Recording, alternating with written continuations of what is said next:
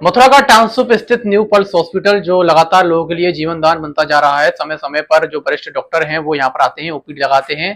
इस वक्त हमारे साथ मौजूद हैं न्यूरोलॉजिस्ट डॉक्टर कमल। डॉक्टर कमल, आपने ओपीडी लगाई है यहाँ पर आज और महीने में 2 बार ओपीडी लगाते हैं। न्यूरो से जुड़ी समस्या आजकल युवाओं में भी काफी देखी जा रही है। सड़क हादसों का युवा शिकार होते हैं, फिर अपनी जो है याददाश्त भूल जाते हैं। कुछ ऐसे होते हैं जो कि खून के धक्के जम जाते हैं। अच्छा खासा स्वस्थ व्यक्ति है, उसके खून के धक्के जमे और वो बेहोश होकर गिर गया। हाँ, नमस्कार मथुरा। राधे राधे। पहले तो मथुरा वासियों को मेरा नमस्कार। जहाँ तक आप बोलते हैं कि लोग बहुत स्वस्थ होते हैं और सडनली उनके कुछ हो जाता है या फिर खून के धब्बे आ जाते हैं, क्लॉट आ जाते हैं, तो उसमें मैं आपसे ये बोलना पड़ूंगा, जो हम सोचते हैं कि हम बड़े स्वस्थ हैं, तो वो जरूरी नहीं है कि ऊपर से हम स्वस्थ दिख रहे हैं तो हम स्वस्थ ही होते हैं। हमारे अंदर शरीर में कुछ चीजें चल रही होती हैं, ब्लड प्रेशर चल रहा होता है या शुगर चल रही होती है या चर्बी की मात्रा ज्यादा चल रही होती है, वो हम देखते नहीं है। और ये ऐसी चीजें हैं जो नापने से या देखने से ही मालूम पड़ेंगी। मेरे चेहरे पर नहीं लिखा होगा कि मेरा ब्लड प्रेशर ज्यादा है, मेरे चेहरे पर नहीं लिखा होगा कि मेरी शुगर ज्यादा हो गई है, मेरे चेहरे पर नहीं लिखा होगा कि मेरे अंदर चर्बी ज्यादा हो गई जो मेरे खून की नसों को ब्लॉक कर रही है। हाँ, हम सोच के चलते हैं कि ये प्रॉब्लम सामने वाले को आ सकती है, मुझे नहीं आ सकती है। तो पहले तो इस भ्रम में नहीं रहिए कि हम कुछ नहीं करेंगे फिर भी स्वस्थ रहेंगे। कुछ नहीं करेंगे तो स्वस्थ नहीं रहेंगे। आपको अपनी मोटरसाइकिल की, स्कूटर की सर्विस साल में 2 बार करानी पड़ती है। इसी तरह से अपने शरीर के लिए भी आपको कुछ वक्त निकालना पड़ेगा।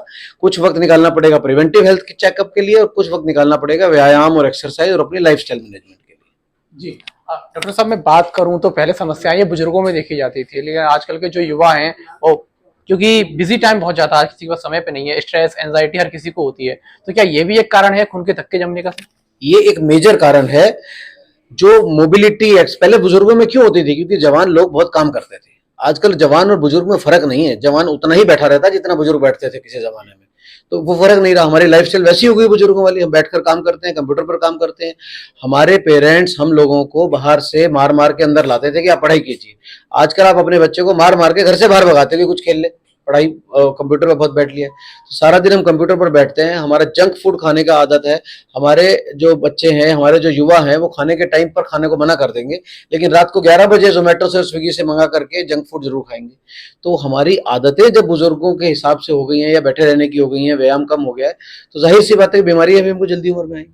जी। दिन भर लोग कुर्सी पर बैठे रहते हैं, जिससे उनकी जो रीढ़ की हड्डी है वो कहीं ना कहीं दिक्कत दे जाती है। तो इसके लिए कोई व्यायाम जो जिससे जो है कि रीढ़ की हड्डी पे फर्क ना पड़े, क्योंकि ऑफिस में बैठना भी जरूरी है, काम भी करना जरूरी है। देखिए, आपको अपने काम से दूर नहीं भाग सकते। अगर आज की तारीख में आपको काम 10 घंटा कंप्यूटर पर बैठ के करना है तो करना है। आपको अपने काम की जगह को, अपनी कुर्सी को, अपने मेज को, अपने कंप्यूटर को अपने हिसाब से ढालना पड़ेगा। आप जब बैठते हैं, आपको ध्यान रखना है कि हर एक कुर्सी हर एक इंसान के लिए सेफ नहीं हो सकती। मेरी हाइट अगर ज्यादा है तो मेरी कुर्सी की हाइट ज्यादा होनी पड़ेगी, मेरी हाइट अगर कम है तो कुर्सी की हाइट कम होनी पड़ेगी। बहुत से ऐसे माइनर चेंजेस होते हैं जिसमें आपको ध्यान रखना चाहिए कि मेरी, जब मैं बैठता हूं तो एक तो मेरी कमर सीधी रहनी चाहिए, उसके लिए हो सकता है मुझे कुशन की जरूरत पड़े। दूसरे, मेरे जो घुटने हैं वो मेरे थाइस के साथ 90 डिग्री पर मूवमेंट होनी चाहिए। इतनी हाइट होनी चाहिए कि 90 डिग्री पर हो और मेरा पैर जमीन पर पूरा फ्लैट हो। ये छोटी छोटी चीजें करने से हम अपने लंबे समय तक बैठने पर होने वाले नुकसान को बचा सकते हैं। दूसरा, मैं ये नहीं कहता कि आप हर 10 मिनट में उठ के कुर्सी छोड़ दीजिए, लेकिन अपनी ही कुर्सी के ऊपर हर आधे घंटे में 10 सेकंड का ब्रेक तो ले सकते हो। 10 सेकंड के लिए आप खाली अपनी गर्दन को चटका लीजिए, खाली अपने गर्दन को थोड़ा मूव कर लीजिए, कमर को थोड़ा सा हिला लीजिए, वहीं बैठे बैठे अपने कदम चाल 2 मिनट कर लीजिए। कदम चाल जैसे बोलते हैं, बैठे बैठे ही, उठने की भी जरूरत नहीं है, फिर से अपना काम कर लीजिए। आप अपने 10 घंटे में 10 बार ये ब्रेक ले लेंगे तो आपको उससे होने वाला नुकसान नहीं होगा। डॉक्टर साहब, यातायात पुलिस लगातार लोगों को जागरूक करती है। हम देखते हैं आजकल के युवा जो है हेलमेट नहीं लगाते, और हेलमेट ना लगाना सबसे बड़ा जान गंवाने का कारण भी है। जान बच भी जाती है तो वो जिंदगी भर परेशानियों से जूझता है। कभी भूलने की परेशानी होती है उसे, कभी कुछ परेशानी होती है, कभी दिमागी तौर पर स्वस्थ हो ही नहीं पाता है।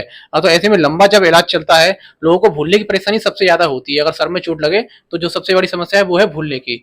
इसको किस तरीके से आप डेवलप कर सकते देखिए, मैं युवाओं को इसके लिए जिम्मेदार नहीं मानता हूं कि वो हेलमेट के बिना गाड़ी चलाते हैं। हैं? युवा और बच्चा वो करता है जो वो अपने माँ बाप को करते हुए देखता है। हमने कभी हेलमेट नहीं पहना इसलिए हमारा बच्चा हेलमेट नहीं पहनता, मैंने कभी सीट बेल्ट नहीं लगाई इसलिए मेरा बच्चा सीट बेल्ट नहीं लगाता। तो युवा को ब्लेम करने से पहले पहले हमें अपने अंदर झांकना चाहिए कि क्या हम ये सब यातायात के नियम का पालन करते हैं? नहीं करते। हमको हेलमेट इसलिए पहनना होता है कि सामने पुलिस वाला खड़ा है। हमको ये समझ में ही नहीं आता कि हेलमेट मेरे को अपने लिए पहनना है, मेरे को अपने बचाव के लिए पहनना है। और खाली चलाने वाले को क्यों, पीछे वाले बैठने को क्यों नहीं हेलमेट पहनना है? उसको भी पहनना है। सिर्फ हेलमेट एक यातायात नियम नहीं है जिससे एक्सीडेंट होते हैं। रॉन्ग साइड पर गाड़ी चलाना, आप ट्रिपल सवारी में गाड़ी चलाना, अपनी गाड़ी के टायर की हवा या उसकी कार की मेंटेनेंस नहीं रखना, नशा करके गाड़ी चलाना, आपकी लाइट डिम लाइट में नहीं चलाना, हाई बीम पर गाड़ी चलाना, बहुत सी मैं हजारों कारण ऐसे गिनवा सकता हूँ जिससे कि आपके एक्सीडेंट होते हैं। और ये आप ठीक कह रहे हो, जब एक दुर्घटना होती है तो वो पूरा परिवार जाता है, वो खाली एक इंसान नहीं जाता है, पैसे से भी जाता है और अपने जवान बच्चे से भी जाता है। जहां तक आप याददाश्त की बात करते हैं, तो हमारा दिमाग एक कंप्यूटर की तरह काम करता है, उसमें अलग अलग सेंटर होते हैं, इसी तरह से मेमोरी का भी एक सेंटर होता है, जिसमें जो तारे हैं या जो नसें वो बहुत महीन होती हैं। चोट जैसी जो घातक मूवमेंट होता है ब्रेन के अंदर, वो ऊपर से तो ब्रेन को ठीक कर देगा, लेकिन अंदर से जब वो झिझोड़ देता है दिमाग को, तो उसकी वो कनेक्शन है, वो तारे टूट जाती हैं, जिससे उसकी मेमोरी रजिस्टर नहीं होती, उसकी मेमोरी में नुकसान आता है। जी डॉक्टर साहब, बात करें तो जैसे कि एक स्वस्थ आदमी है, उसको ऐसे क्या सिम्टम्स हो सकते हैं कि उसे न्यूरो से जुड़ी समस्या जो है आने वाले समय में आ सकती है? कुछ ऐसे महसूस हो अंदर से सिम्टम्स के जिससे लगे कि हाँ, हमें न्यूरो की समस्या जो है आने वाले समय में आएगी? देखिए, समस्या कल किसको कौन सी आनी है ये जानना तो यूजुअली बड़ा मुश्किल होता है। बहुत सी बीमारियां होती हैं जो फैमिली में रन करती हैं, तो उनका ध्यान रखना है। शुगर की बीमारी यूजुअली फैमिली में रन करती है, तो उसका ध्यान रखेंगे। ऐसा नहीं कि शुगर दिमाग को इफेक्ट नहीं करती, शुगर से भी दिमाग की नसों में खून कम हो जाता है, प्रॉब्लम आती है। तो एक तो जो बीमारियां हमारी फैमिली में है, ब्लड प्रेशर की हैं, शुगर की हैं, उनका ध्यान रखना। दूसरे, वेजिटेरियन डाइट जो लोग खाते हैं, ज्यादातर मथुरा वेजिटेरियन शहर माना जाता है, पर उन लोगों में कुछ विटामिन की बहुत कमी हो जाती है। विटामिन B12 की बहुत कमी देखने को मिलती है, जो आपकी नर्व की हेल्थ के लिए, सेहत के लिए बहुत जरूरी है। तो विटामिन B12 के सप्लीमेंट्स लीजिए। और कब लेंगे? जब चेक तो कराएंगे, जब चेक कराएंगे कमी है तभी सप्लीमेंट लेंगे। तो समय समय पर अपनी जांच कराना, व्यायाम करना, एक्सरसाइज करना, अपने खान पान का ध्यान रखना और अपनी स्पाइन का ध्यान रखना, ये सब ध्यान रखने से हम वो बीमारियां जो शायद बहुत समय बाद आनी थी, उनको पहले आने से रोक सकते हैं। ओपीडी आप मथुरा में 2 बार लगा रहे हैं न्यू पल्स हॉस्पिटल में।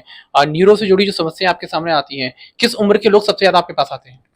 मेरे पास सबसे ज्यादा जो लोग आते हैं, क्योंकि स्पाइन मेरा एक मेजर एस्पेक्ट है देखने का, तो जो वर्किंग पॉपुलेशन होती है, मतलब मान लीजिए 20-25 साल की उम्र से लेकर के 60 या 65 साल की उम्र तक, जो काम करने की मेजर उम्र है, उसमें हमारे पास स्पाइन के बहुत मरीज आते हैं, क्योंकि वो काम करते हैं तो उनकी स्पाइन हेल्थ खराब होती है।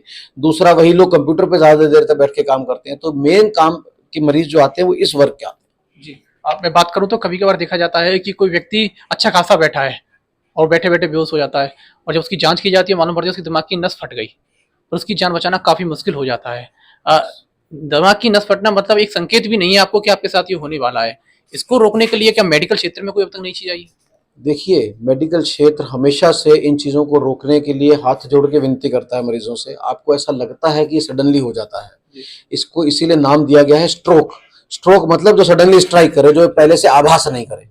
पर वो स्ट्रोक के जो कारण हैं, वो कारण बहुत समय से आभास करते हैं। वो कारण होते हैं ब्लड प्रेशर ठीक नहीं रखना, वो कारण होते हैं हमारे कोलेस्ट्रॉल की मात्रा को बहुत ज्यादा रखना, वो कारण होते हैं वेट ज्यादा लेना, वो कारण होते हैं स्ट्रेस बहुत ज्यादा लेके रखना। वो कारण तो हमेशा से लक्षण दे रहे हैं, उन कारणों को हम नजरअंदाज करते हैं। सडनली वो स्ट्रोक करता है तो हम कहते हैं हम आज से पहले बिल्कुल स्वस्थ थे।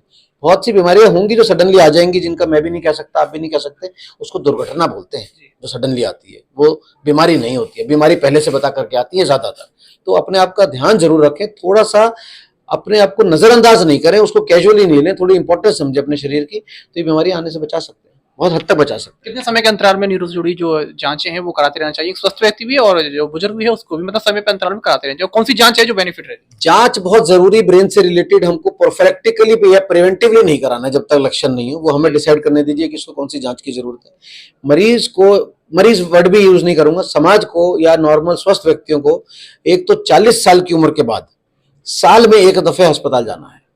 40 की उम्र के बाद साल में एक दफा किसी भी निकटतम अस्पताल, बड़े हॉस्पिटल नहीं जाना, निकटतम हॉस्पिटल में कुछ जांचें, जैसे उसके हार्ट की ECG, उसकी छाती का एक्सरे, उसके कुछ पेशाब के और कुछ खून के जांच हो जाते हैं, जिससे मोटा मोटा हमें मालूम पड़ जाता है कि शरीर की मेजर अंग अपने सर्कुलेशन में ठीक से चल रहे हैं। इसके अलावा अगर कोई अचानक से बीमारी के बारे में पता करना है, वो डिपेंड करता है कि आप किस डिजीज से या आपके परिवार में कौन सी डिजीज कॉमन है। वजन ज्यादा है तो आपको अपनी हड्डियों का ख्याल रखना है, तो वो सब है। पर मोटे तौर पर देखूं तो ब्रेन के लिए कोई अलग से जांच की जरूरत नहीं है, सिर्फ लाइफस्टाइल मैनेजमेंट की जरूरत है। जी बिल्कुल, थैंक यू डॉक्टर साहब। तो ये थे हमारे साथ डॉक्टर कमल, न्यूरोलॉजिस्ट हैं वरिष्ठ। समय पर जांच आवश्यक है, लेकिन लक्षण दिखाई दें तब इसके साथ साथ नियमित रूप से व्यायाम, नियमित रूप से अपना ध्यान रखना, एंजाइटी ना लेना, डिप्रेशन में ना जाना, और अपना जो जंक फूड से ज्यादातर बचें, क्योंकि जंक फूड जो है कहीं ना कहीं लोगों के लिए हानिकारक हो रहा है। कोरोना काल के बाद हम देख भी रहे हैं कि ब्रेन स्ट्रोक्स, हार्ट अटैक से इनकी समस्या बढ़ी भी है। तो अपनी जांच कराएं अगर आपको लक्षण दिखाई देते हैं। तो बाकी न्यू पल्स हॉस्पिटल में डॉक्टर साहब बैठते ही हैं महीने में 2 बार। इनकी ओपीडी में आकर भी आप इनसे बेहतर परामर्श ले सकते हैं। अभी न्यूज के लिए अपने सहयोगी आकाश शर्मा के साथ मैं अनुज Bhardwaj.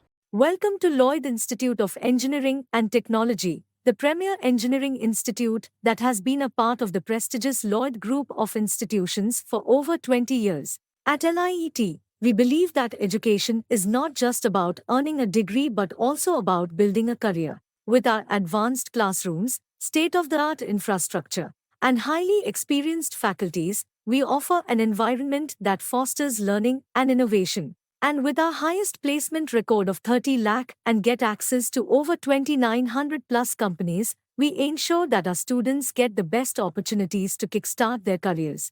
Join us and embark on a journey of education excellence and career success at Lloyd Institute of Engineering and Technology.